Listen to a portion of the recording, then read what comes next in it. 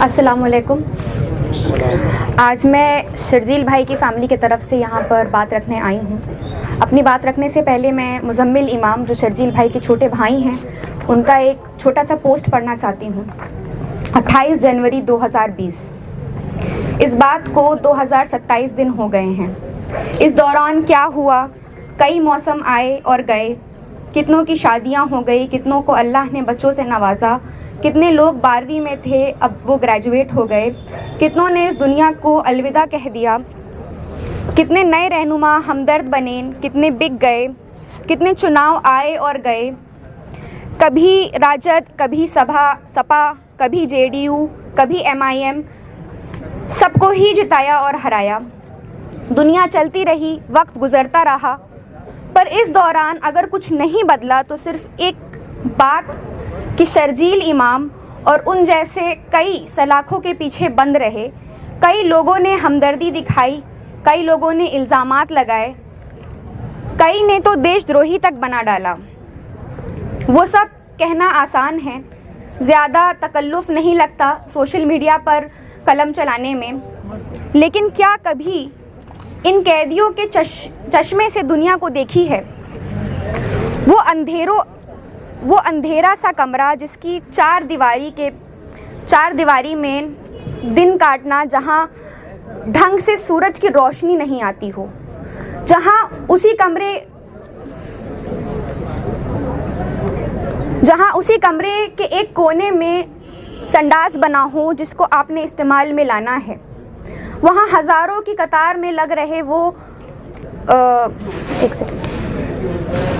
बेस्वाद सा खाना खाना, तबीयत ख़राब हो तो कोई दवा कोई खाना देने तक नहीं हो, हर हफ्ते कोर्ट की पेशी में जाना इस उम्मीद में आज कुछ मेरे हक़ में अच्छा होगा।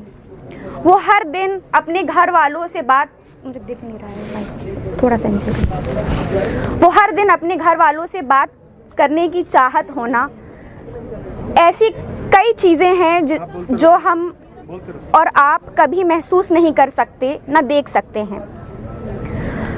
ये तो इस कहानी का एक पहलू है, पर इस कहानी का एक दूसरा पहलू भी है कि एक माँ पिछले 2027 दिनों से बिना रोए सोई नहीं है। कोई ऐसा दिन नहीं जिस दिन अल्लाह के सामने गिड़गिड़ा कर अपने बच्चे की आज़ादी की दुआ ना मांगी हो, जिसने पिछले 5 सालों से ईद ना मनाई हो, जिसने घर से निकलना छोड़ दिया हो, घर की शादियों में जाना छोड़ दिया हो, जो लंबे वक्त से एंटी डिप्रेशन दवाइयों पर वक्त गुजार रही हो। खैर, इस सब से क्या, हमें ये बोलने में कोई वक्त नहीं लगता कि शर्जील इमाम एक बेवकूफ़ इंसान है। वो बहके हुए हैं, वो बीजेपी का फ़ायदा पहुंचाने के लिए चुनाव लड़ रहे हैं, वो सेक्युलर पार्टियों के बहकावे में चुनाव लड़ रहे हैं, वो डरपोक हैं, वो उम्मत को बरगला रहे हैं, वगैरह वगैरह।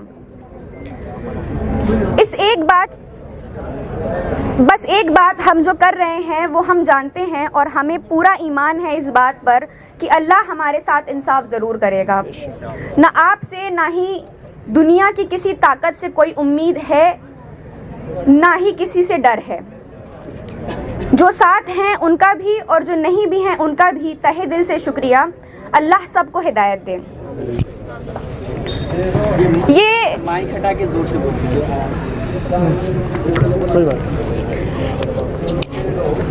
ये कितनी गहराई की बात है। एक भाई जो पिछले 5.5 साल से ज़्यादा अपने भाई की रिहाई की लड़ाई लड़ रहा है। एक माँ 5.5 साल से ज़्यादा अपने बेटे का जेल से वापस आने का इंतज़ार कर रही है। सीए एनआरसी का प्रोटेस्ट होता है, तमाम लोग सड़कों पर उतरते हैं अपने हुकूक को तहफ़्फ़ुज़ फराहम करने के लिए, चाहे वो गुलफिशा फातिमा हो, अतहर खान हो या शर्जील इमाम हो।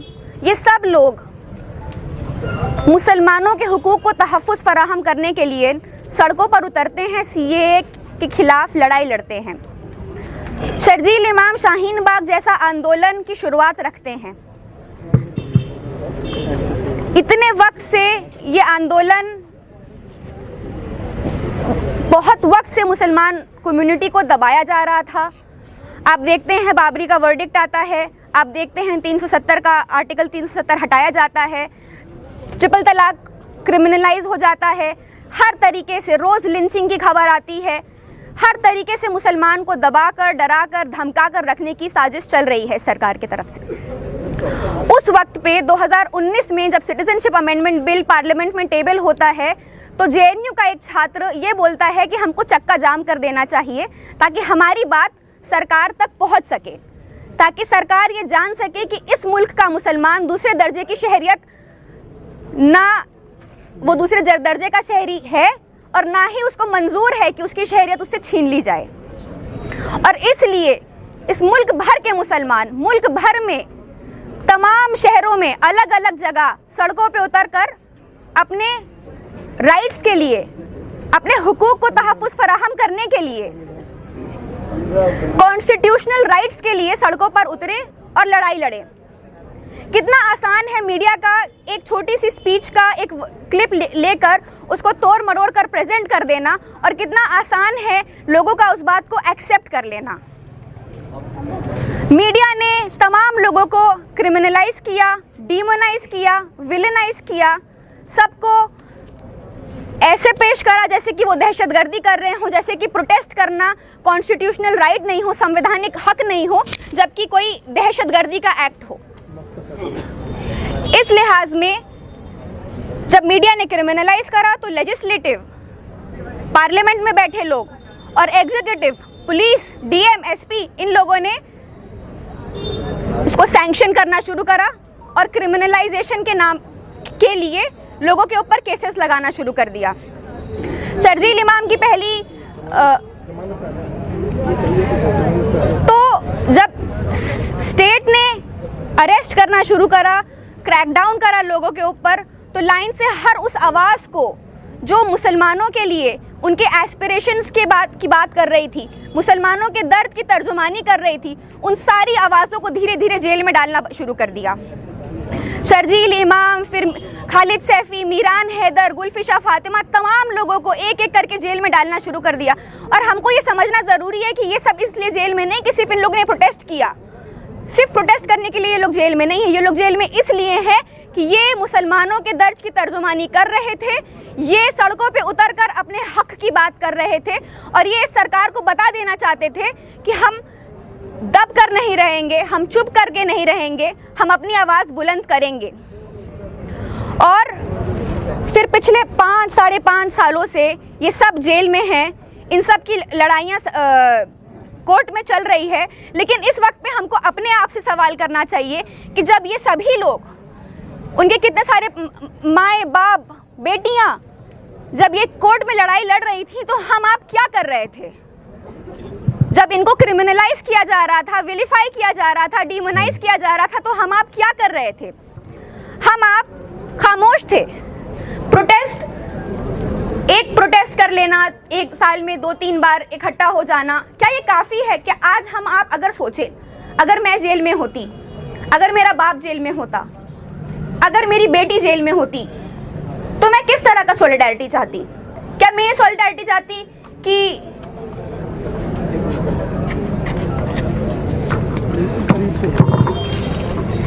क्या हम ये सॉलिडारिटी चाहते कि बस साल में एक बार हमको याद कर लो?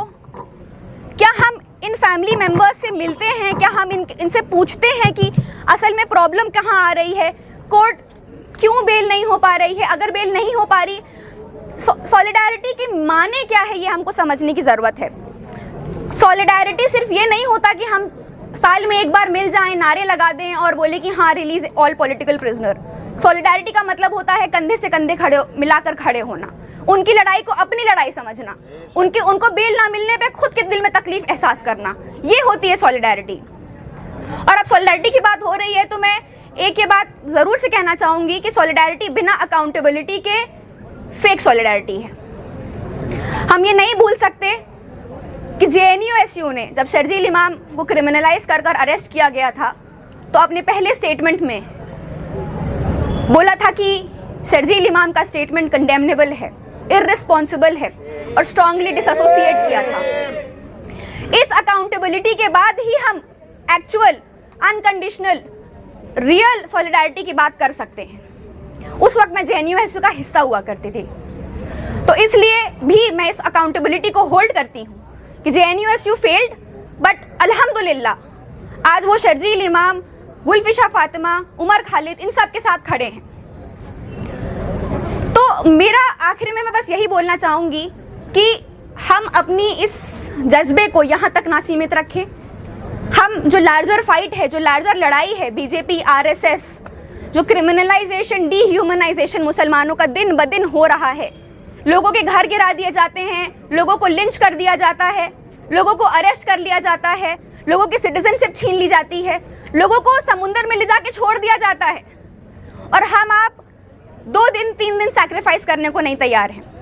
हम आप को लगता है कि एक दिन साबरमती पे आकर 4-5 नारे चिल्ला देना काफ़ी है।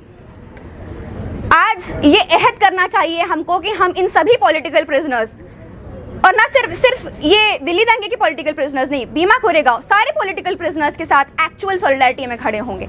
हम इनकी फैमिली से रीच आउट करेंगे, हम शाना बशाना लड़ाई लड़ेंगे, और हम डरेंगे नहीं कि इनको ले गए, इनसे एसोसिएट हो जाएंगे तो हमको भी ले जा सकते हैं। अगर इस अहद के साथ हम आगे बढ़ सकते हैं तो ये गैदरिंग सक्सेसफुल है। लेकिन अगर 1 साल बाद हम फिर यहाँ पे सिर्फ नारे चिल्लाने के लिए इकट्ठा होना चाहते हैं तो अफसोस के साथ ये गैदरिंग सक्सेसफुल नहीं है। आज यहाँ पे इतने सारे पॉलिटिकल प्रिजनर्स के फैमिली मेंबर्स मौजूद हैं, हमें इनको ये एहसास दिलाना है कि हम इनके साथ सच में खड़े हैं, सिर्फ साल में 1 दिन के लिए नहीं, 365 दिनों के लिए। बहुत बहुत शुक्रिया।